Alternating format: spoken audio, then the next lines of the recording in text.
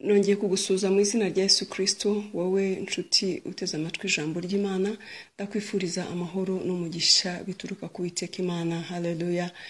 Uyu munsi turasoma ijambo ry'Imana mu gitabo cya Yeremiya, ibice 29 guhera ku murongo wa 11 kugeza ku 13. Erega nzi ibyo nibwira nzabagirira na amahoro si bibi, kugira ngo mbareme umutima w'ibyo muzabona hanyuma, niko Uwiteka avuga.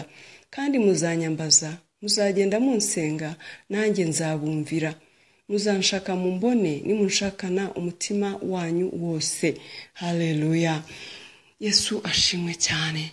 Ibyo Uwiteka yibwira azatugirira ni byiza si bibi.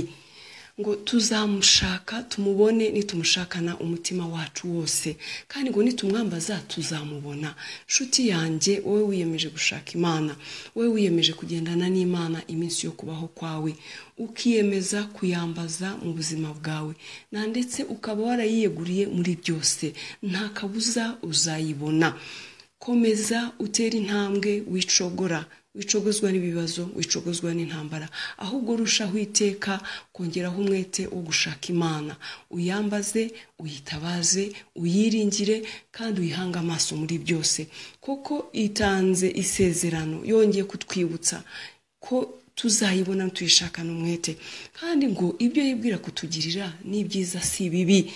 Uwiteka arakurema umutima uyu munsi binyuze mu ijambo rye, ngo ibyo azakugirira ni byiza, ngo akuremye umutima w'ibyo uzabona hanyuma yuko ari byiza.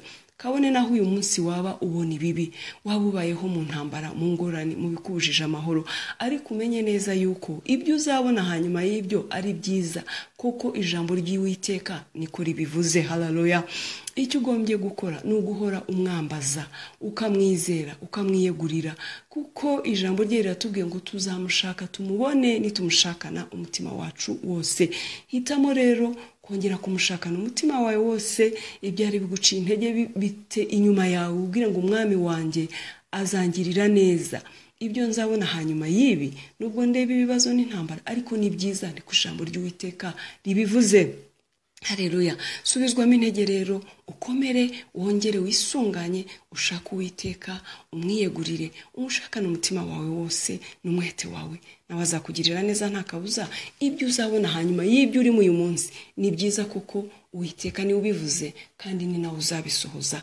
Ashobora byose, nta n'ikirogoya imigambi ye, kandi ibyo avuze igihe cyose arabisohoza.